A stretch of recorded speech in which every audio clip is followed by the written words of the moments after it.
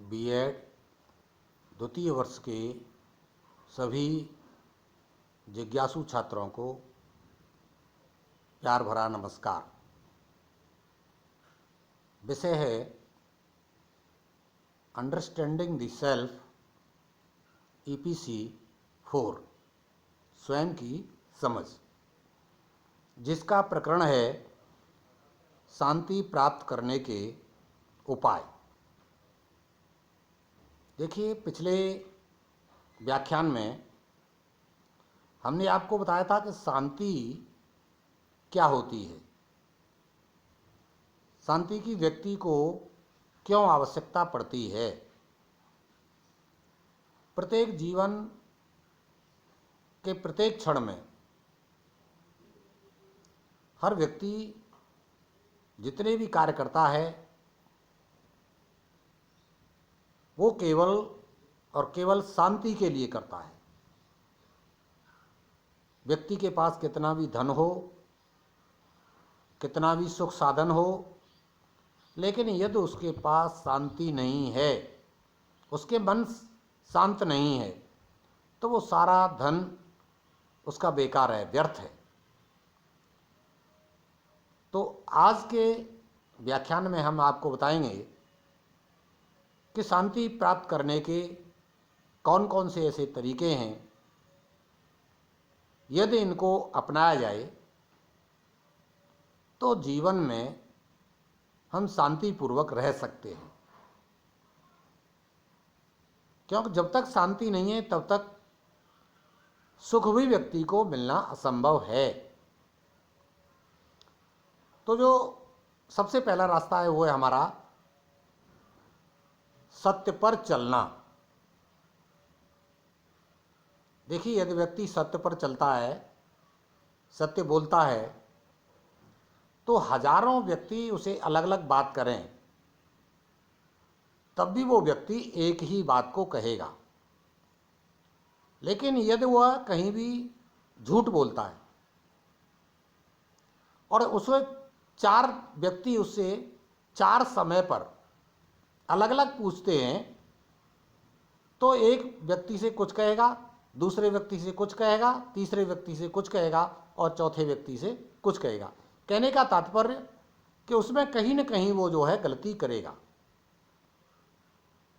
क्योंकि झूठ को छिपाया नहीं जा सकता। कितना भी हम चतुरता करें, कितना भी झूठ बोलें, लेकिन झूठ कभी छुपता नहीं है, सत्य निकल के आ ही जाता है। तो यदि व्यक्ति सत्य के मार्ग पर चलता है, सत्य बोलता है, तो उसे किसी प्रकार का भय नहीं रहता। और जब भय नहीं रहता तो कोई चिंता नहीं रहती। जब चिंता नहीं रहती है तो किसी प्रकार का जो है ऐसा कोई कारण नहीं होता कि उसको शांति न मिलती हो। हर प्रकार से फिर उसको शांति मिलती है, सुख चैन मिलता है। दूसरा जो बिंदु है वो है हमारा अपनी गलती को स्वीकार करना।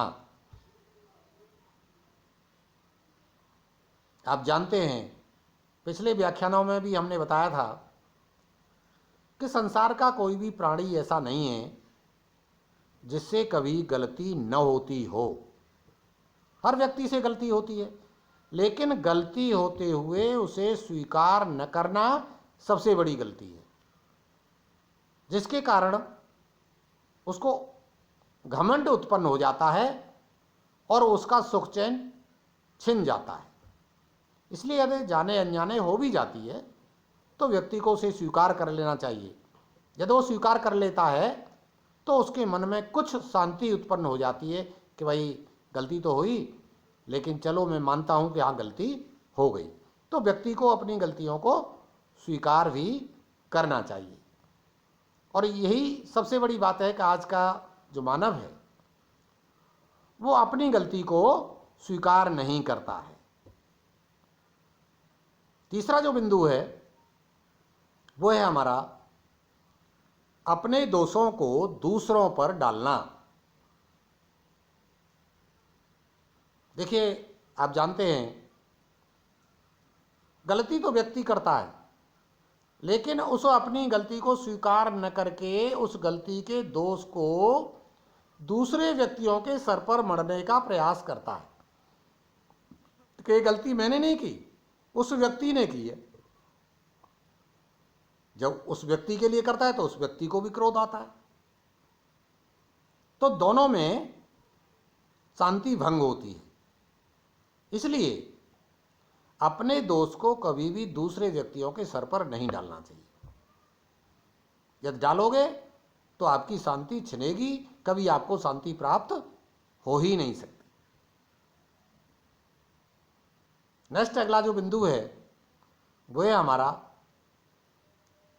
व्यवहार कुशल बनना। आज व्यक्ति जो एक दूसरे के साथ व्यवहार करता है वो सिर्फ और सिर्फ अपने स्वार्थ के लिए करता है। जब तक उसका स्वार्थ सिद्ध हो रहा है तब तक तो व्यवहार मधुर करता है, इसके बाद उसका व्यवहार बदलने लगता है। तो ऐसा व्यक्ति का व्यवहार नहीं होना चाहिए, क्योंकि जब ऐसा व्यवहार होगा तो उसे शांति प्राप्त नहीं होगी। इसलिए उसका व्यवहार, कोई भी व्यक्ति हो, छोटा हो बड़ा हो, रिलेटिव हो, संबंधी कोई भी हो, समाज से कोई भी हो, किसी भी जाति का हो, किसी भी धर्म का हो, उसे सबके साथ कुशलता पूर्वक व्यवहार करना चाहिए, प्रेम पूर्वक व्यवहार करना चाहिए, तभी उसको शांति प्राप्त हो सकती है। आगे हम बढ़ते हैं। हमेशा अनुशासन में रहना। देखिए, जो व्यक्ति अनुशासनहीन है, जो स्वयं न टाइम से, स्व अनुशासन भी नहीं है उसके अंदर, न टाइम से जागना है, ना टाइम से सोना है, ना टाइम से खाना खाना है, ना टाइम से अध्ययन करना है, कोई काम उसका समय पर नहीं है। जब कोई उसका कार्य समय पर नहीं है तो हमेशा उसको अशांति बनी रहेगी, चैन उसका छिनता रहेगा, उसे चिंता रहेगी। तो व्यक्ति को अनुशासन में रहते हुए अपने वर्क को करना चाहिए। जो व्यक्ति स्वानुशासन में रहते हैं वो व्यक्ति हमेशा सुख और शांति को प्राप्त करते हैं, उनका कोई भी कार्य असफल नहीं होता। इसलिए हमेशा अपने जो व्यक्तित्व है उसका ध्यान रखते हुए हमेशा ही अनुशासन में बने रहना चाहिए। आगे बढ़ते हैं। बड़ों का आदर करना। आप समाज में अक्सर देखते हैं, आज के टाइम में ये स्थिति है कि यदि व्यक्ति को किसी दूसरे व्यक्ति से कार्य है तभी वो उसका आदर सम्मान कर रहा है, यदि उसका कार्य नहीं है तो दूसरे व्यक्ति का सम्मान नहीं कर रहा है, उससे प्रणाम सलाम नहीं कर रहा है। यह स्थिति है। तो अपने से जो बड़े हैं, चाहे कोई भी हो, उसका यदि हम सम्मान करते हैं तो छोटों को अपने आप सम्मान मिलता है। बड़ों का जो आशीर्वाद मिलता है उसमें शांति निहित होती है, और उस आशीर्वाद के साथ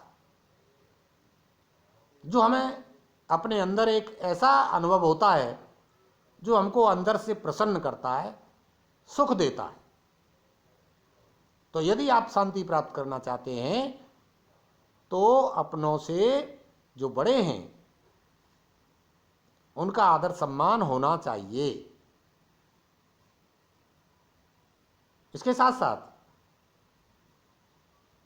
जो अपने से छोटे हैं, लोग कहते हैं, विद्वानों ने स्वीकार किया इस बात को कि सम्मान देकर के सम्मान मिलता है। प्यार देकर के प्यार मिलता है। यदि किसी एक छोटे व्यक्ति को, जो आपसे छोटा है, उसे पता है कि मैं छोटा हूं, और वो आपसे नमस्कार नहीं करता है, यदि आप 2 बार 4 बार उससे नमस्कार करेंगे तो उस पर इतना बड़ा इफेक्ट पड़ेगा कि वो पुनः आपसे करने लग जाएगा। तो अपने से जो छोटे हैं उन्हें हमेशा प्यार और सम्मान देना चाहिए। जब छोटों को आप प्यार देते हैं, सम्मान देते हैं, तो वो दूसरों का, बड़ों का सम्मान स्वयं करने लग जाते हैं, जिससे बड़ों को खुशी होती है, शांति प्राप्त होती है और अपने को प्रसन्नचित्त महसूस करते हैं, धन्य महसूस करते हैं। इसी परिप्रेक्ष्य में एक और बात सामने आती है कि व्यक्ति आज के समय में बहुत ही आलस्यवान हो गया है, अपने काम को स्वयं नहीं करना चाहता, अपने काम को दूसरों से कराना चाहता है, दूसरों से आशा रखता है कि भाई मेरा ये कार्य कर देना, आप वहां जा रहे हो, मेरा कार्य करके आ जाना। अब वो व्यक्ति अपने कार्य के लिए जा रहा है या आपके कार्य के लिए जा रहा है, तो वो अपना कार्य करके आएगा और आपका कार्य भूल गया और उसने मना कर दिया कि भाई मुझसे आपका कार्य नहीं हुआ, तो आपके अंदर फिर चिंतन बढ़ जाता है, चिंता बढ़ जाती है। तो मैंने आपसे कहा था कि मेरा कार्य करके आना है। अरे भाई, अपना कार्य वो स्वयं कर रहा है, आप स्वयं अपना कार्य करिए। तो दूसरों से कभी अपने कार्य की आशा न रखें। कहा गया है कि आप मरे जग परलय। दूसरी भाषा में अपने मरे बगैर स्वर्ग दिखाई नहीं देता है। तो अपना कार्य स्वयं करें, उसे किसी दूसरे को न दें। उसमें आपको अनुभव भी होगा, शांति भी होगी, प्रसन्नता भी होगी। तो कभी दूसरों से आशा न करें कि कोई हमारा कार्य कर देगा। चाहे आप कैसा भी कार्य करें, स्वयं करें, उसमें एक दिन निश्चित रूप से अच्छा होगा और शांति प्राप्त करनी है तो अपने बलबूते, अपनी कुशलता पर, अपनी योग्यता पर, अपनी क्षमता पर एक विश्वास करिए, आत्मविश्वास रखिए, तो आपको शांति प्राप्त हो। आगे बढ़ते हैं कि कार्य को करने के लिए पूर्ण अपना तन मन धन लगाना है। अक्सर लोगों से कहते सुना होगा, अरे वो कार्य तो मेरा हो जाता पर मैंने उसमें पूरा प्रयास नहीं किया। क्यों नहीं किया भाई? ये तो आपकी गलती है कि चाहे कार्य आपको किसी भी प्रकार का मिला है और उसे आप करना चाहते हैं, तो तन मन धन तीनों को लगा करके पूरे मनोयोग के साथ उस कार्य को करना है।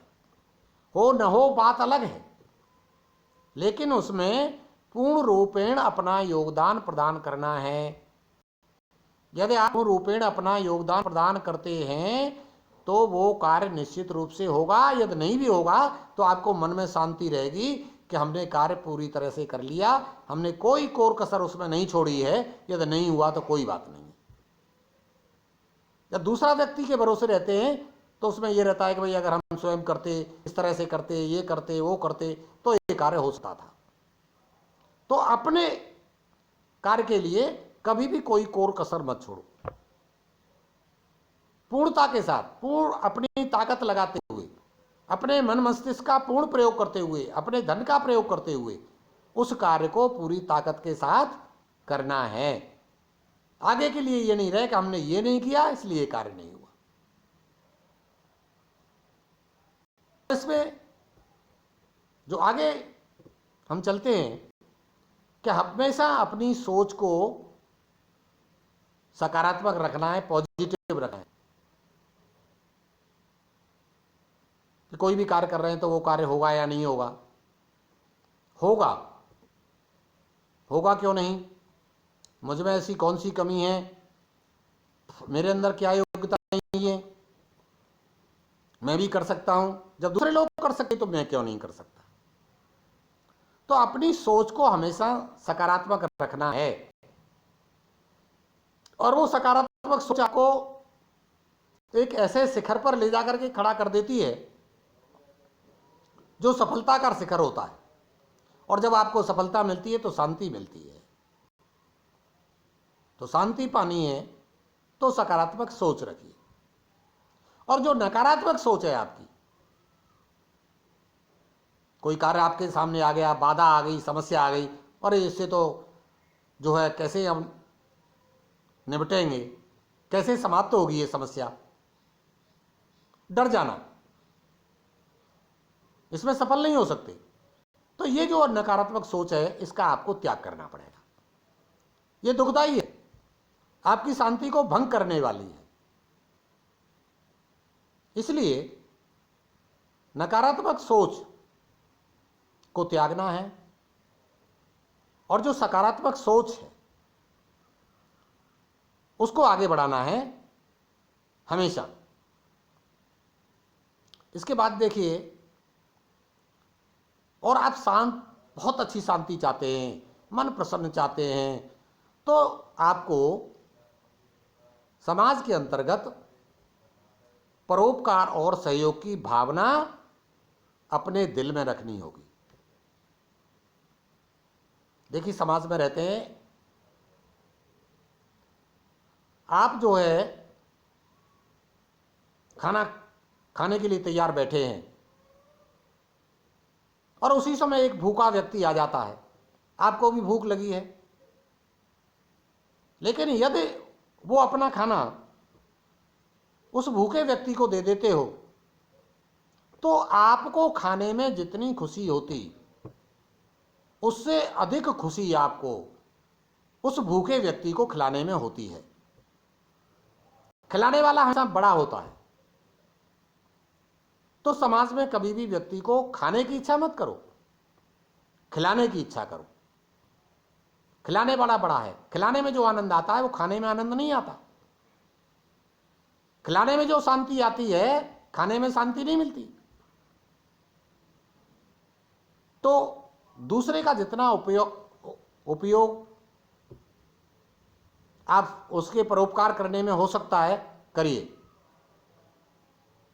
परोपकार हमेशा जो है आपको करना चाहिए। यदि आप परोपकार करते हैं तो आपका यश कीर्ति में वृद्धि होती है। जब यश कीर्ति में वृद्धि होती है तो आपको बड़ी मन की शांति मिलती है, चैन मिलता है। एक व्यक्ति मान लिए असहाय है, कोई उसकी मदद नहीं कर रहा है और या आप उसकी मदद कर देते हैं, उसके किसी कार्य में सहयोग कर देते हैं, तो आपको मन में बड़ी प्रसन्नता होती है कि मैंने अमुक आदमी का सहयोग किया। और वो जिस व्यक्ति के साथ सहयोग किया है वो आपको बहुत बड़ा आशीर्वाद देता है, एक वरदान देता है, अपनी आत्माओं से पुकारता है कि अमुक आदमी भगवान बन के मेरे लिए आ गया। तो आपका मन प्रसन्न होने लगता है, मन में खुशी होने लगती है। और व्यक्ति को चाहिए क्या? यही खुशी और शांति तो चाहिए। खाना नहीं हो, शांति हो, प्रसन्न रह सकते हो। तो हमेशा अपने दिल में परोपकार और सहयोग की भावना आपके अंदर रहनी चाहिए। आगे आत्मबल व आत्मविश्वास में हमेशा वृद्धि करते रहिए। देखिए, व्यक्ति के पास इस संसार में केवल 3 ही बल हैं, 3 ही ताकतें हैं। और उसमें एक ताकत है आपकी धन बल। जो व्यक्ति के पास धन है वो उसकी एक ताकत है, क्योंकि वो परचेजिंग पावर है। उससे कोई भी चीज़ हम परचेज कर सकते हैं, खरीद सकते हैं, सुख साधन जुटा सकते हैं।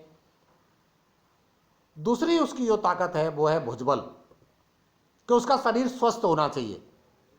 यदि उसका शरीर स्वस्थ है तो किसी प्रकार की उसे कोई समस्या नहीं होती है।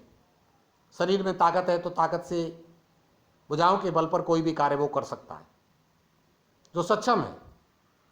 लेकिन इन दोनों बलों से जो बड़ा बल है उसको हम आत्मबल कहते हैं। और आत्मबल एक इतनी बड़ी पावर है कि उसको हम किसी भी पैमाने से नाप नहीं सकते। आत्मबल के कारण ही बड़े बड़े विद्वानों ने बड़े से बड़े कार्य कर डाले हैं। जिस व्यक्ति के अंदर जितना आत्मबल है वो व्यक्ति उतना ही ताकतवर है। विल पावर उसके अंदर है, पक्का इरादा उसके अंदर है, दृढ़ संकल्प उसके अंदर है। तो आपका आत्मबल जो है मजबूत होना चाहिए। आत्मविश्वास, जब आपके अंदर आत्मबल होगा तो आपको अपने ऊपर विश्वास भी होगा। अरे दूसरों पर विश्वास करने के बजाय आप अपने ऊपर विश्वास करके तो देखिए। जब आप अपने ऊपर विश्वास करने लग जाएंगे तो आपके सारे कार्य सफल हो जाएंगे। किसी दूसरे व्यक्ति पर विश्वास मत करिए, अपने ऊपर विश्वास करिए सिर्फ। और जो व्यक्ति अपने ऊपर विश्वास करता है वो हमेशा सफल रहता है। दुनिया की कोई ताकत उसको रोक नहीं पाती है, वो हमेशा आगे बढ़ता रहता है। हो सकता है मार्ग में कुछ अड़चनें भी आ सकती हैं, लेकिन उसे अपने ऊपर विश्वास होता है कि मैं इस अड़चन को दूर कर सकता हूं, तो अड़चन उससे दूर हो जाती है। तो शांति भी मिलती है उसमें। जब आप स्वयं किसी कार्य को संपन्न कर लेते हो तो आपको इतनी बड़ी प्रसन्नता होती है कि देखिए मैं किसी दूसरे से कराता तो मुझे इस कार्य का अनुभव भी नहीं होता और शांति भी नहीं होती, लेकिन मैंने इसको स्वयं किया है इसलिए इसमें मुझे बड़ी शांति है, खुश होता है। तो इन आत्मबल और आत्मविश्वास में हमेशा वृद्धि करते रहिए। जितना आपके पास है उसके आगे बढ़ाइए। आगे आता है कि हमेशा अपने स्वास्थ्य को बनाए रखना है। देखिए दुनिया में जो ताकत है वो जो है स्वास्थ्य की ताकत है। स्वस्थ शरीर में स्वस्थ मस्तिष्क निवास करता है, और मस्तिष्क स्वस्थ है तो आपके अंदर बुद्धि बल है, और उस बुद्धि के बल पर आप बड़े से बड़ा कार्य कर सकते हैं। और यदि शरीर स्वस्थ नहीं है तो ना आप तन का काम कर सकते हो ना आप मन का काम कर सकते हो। फिर तो अपने ही दुख दर्द में आप समय व्यतीत कर लोगे और दुखी रहोगे। इसलिए शरीर को कोई भी रोग न होने दें, पौष्टिक भोजन करें, स्वस्थ रहें,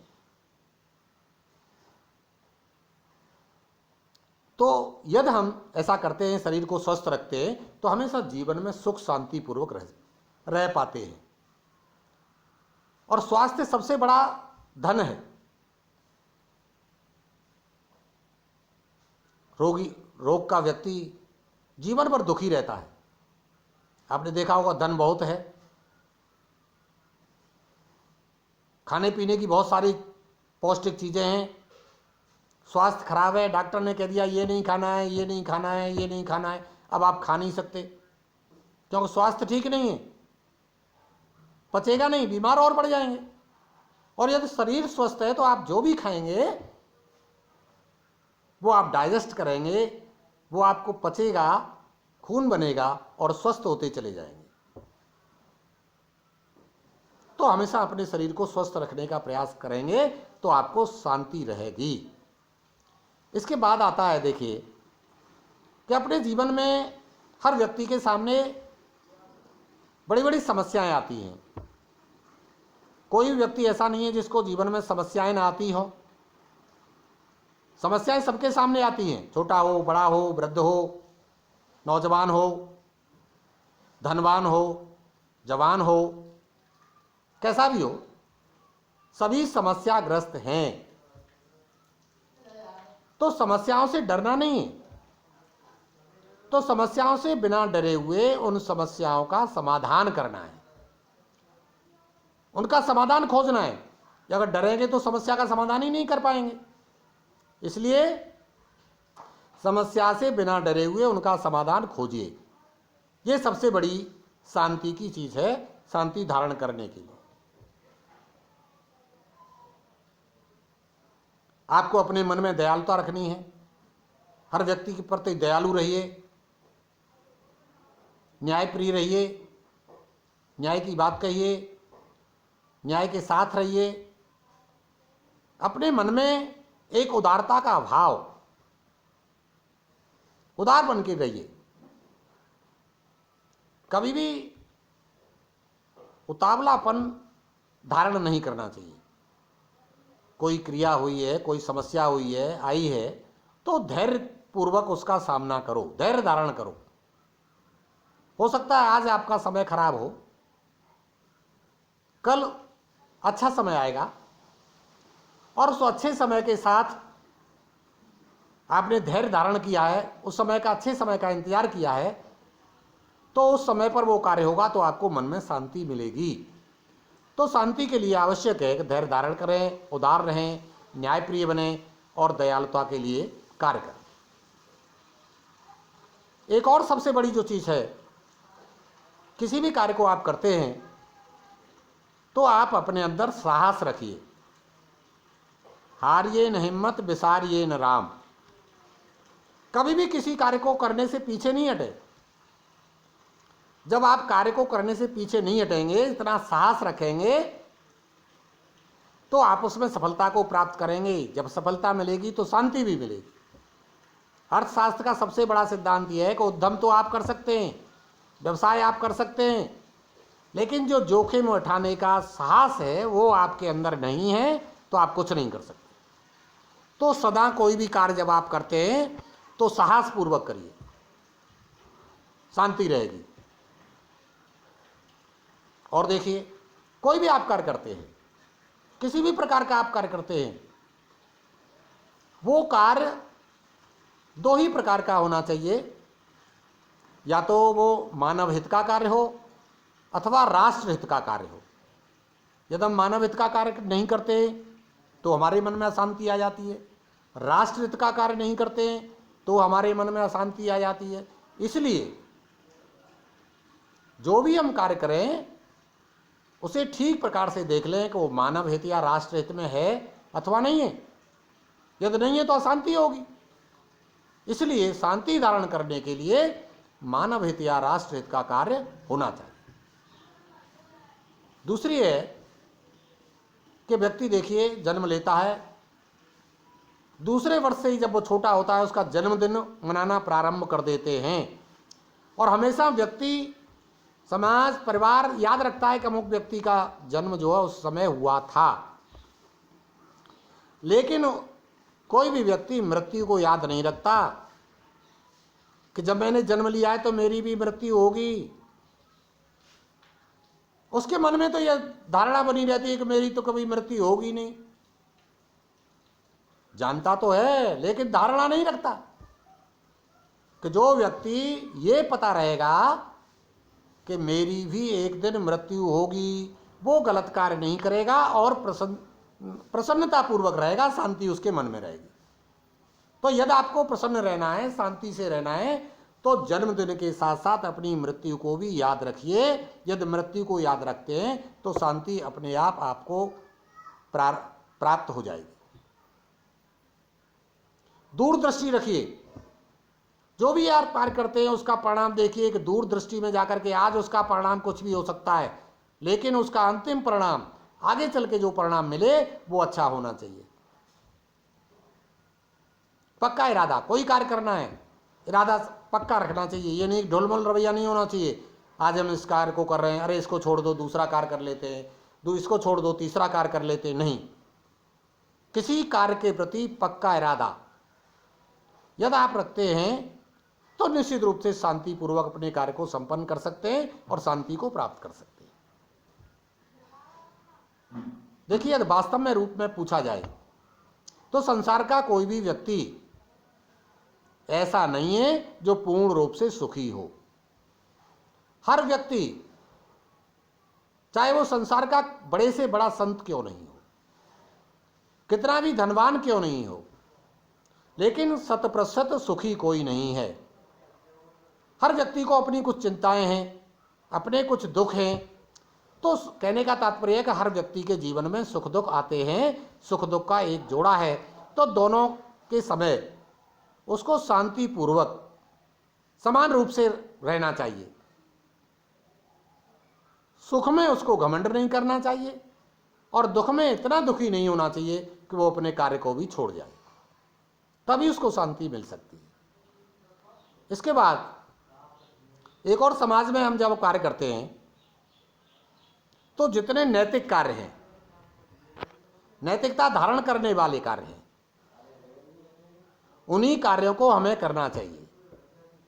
यदि हम अनैतिक कार्य करते हैं जो मानव हित में नहीं है, समाज हित में नहीं है, परिवार हित में नहीं है, ऐसे कार्यों को यदि हम करते हैं तो निश्चित रूप से आप मान लीजिए कि वो आपकी शांति का हरण करने वाले हैं। यदि आपको शांति धारण करनी है तो नैतिक कार्यों की तरफ ध्यान दें। दूसरे, अक्सर हम जो हमारा अपना होता है उसके साथ तो हम दूसरा व्यवहार करते हैं, और जो अपना नहीं होता है उसके साथ दूसरा व्यवहार करते हैं। तो इस प्रकार का व्यवहार जो करते हैं वो व्यवहार हमारा असामान्य व्यवहार है। समानता का व्यवहार होना चाहिए। अरे अपनों के साथ तो सभी अच्छा व्यवहार करते हैं, अनजान व्यक्ति के साथ भी जो अच्छा व्यवहार करता है वही व्यक्ति शांति को धारण करता है, वही व्यक्ति सर्वश्रेष्ठ है। तो सबके साथ समानता का व्यवहार करने का प्रयास करें। आगे जितना देखिए शांति धारण करनी है तो जितना जो नशा के जो साधन हैं उन नशे के साधनों से व्यक्ति को दूर रहना चाहिए। चाहे गुटखा हो, शराब हो, बीड़ी सिगरेट हो, धूम्रपान का कोई भी हो, या जो है अन्य पेय पदार्थ या टैबलेट, तो इनसे यदि व्यक्ति दूर रहता है तो वो शांति उसके मन में बनी रहती है। क्योंकि नशे की प्रवृत्ति के साथ व्यक्ति के अंदर